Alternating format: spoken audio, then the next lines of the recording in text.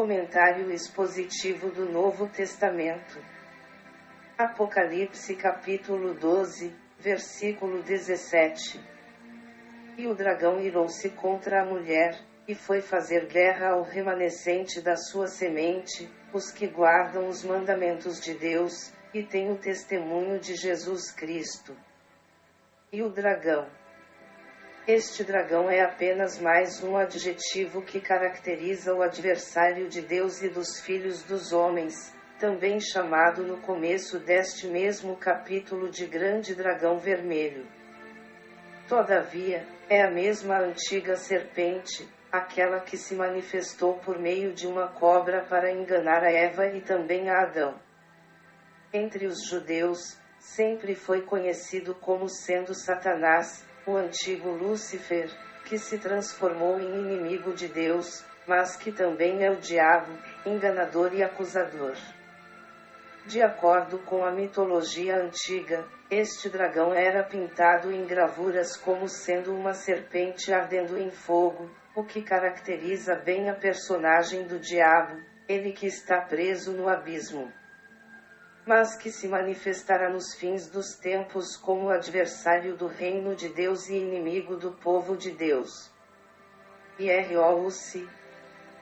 Por isso que ele é chamado de o grande dragão vermelho, que para os gregos era pintado em suas gravuras como sendo uma serpente ardendo em fogo.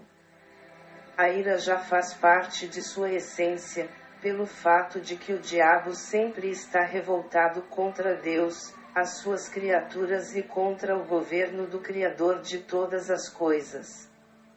Mas, neste caso, sua ira terá uma direção certa, que é justamente contra o povo de Deus. Temos comentado que depois do arrebatamento da Igreja de Cristo, as armas do inimigo estarão apontadas todas contra os judeus, bem como contra aqueles dos gentios que se converterão para Jesus Cristo. Essa ira do diabo se manifestará em perseguições e guerras que o anticristo vai levantar contra os judeus. Contra a mulher. Temos defendido em nosso comentário que esta mulher não é uma personagem humana, porém, que o livro do Apocalipse fala em termos simbólicos sobre a nação de Israel. Antes do arrebatamento da Igreja, o diabo luta contra aquelas nações que se convertem para Cristo Jesus, o Salvador do mundo.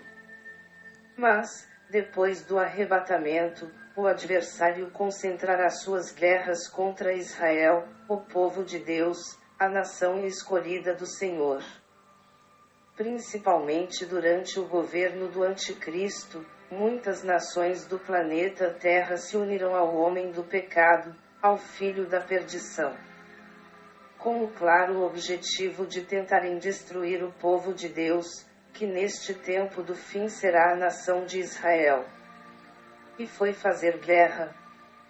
É provável que a queda do dragão, que foi descrita como precipitação sobre a terra, Apocalipse capítulo 12, versículo 9, onde está escrito: E foi precipitado o grande dragão, a antiga serpente, chamada o diabo, e Satanás, que engana todo o mundo. Ele foi precipitado na terra, e os seus anjos foram lançados com ele. Tenha feito o diabo perceber que seu tempo está acabado, por isso que ele apela para tudo ou nada, lutando contra Israel. A terceira etapa da grande tribulação, como sendo a batalha do anticristo contra o reino de Cristo, será como que a última tentativa do inimigo, em querer destruir o povo de Deus. Ao remanescente de sua semente. Clareando na mensagem teríamos o seguinte: ao remanescente da mulher, ou seja, ao remanescente dos judeus. Podemos conjecturar que este remanescente seja os assinalados de Israel, conforme Apocalipse capítulo 7, versículo 4, onde João escreveu: E ouvi o número dos assinalados, e eram 144.000 assinalados, de todas as tribos dos filhos de Israel. Repito, de todas as tribos de Israel. Durante quase 3.000 anos, desde o cativeiro assírio, que os filhos de Israel estavam espalhados entre as nações. Mas, desde sua independência, no século passado, que teve início o repatriamento dos filhos de Israel. Um grande remanescente está sendo preparado por Deus para estes dias futuros.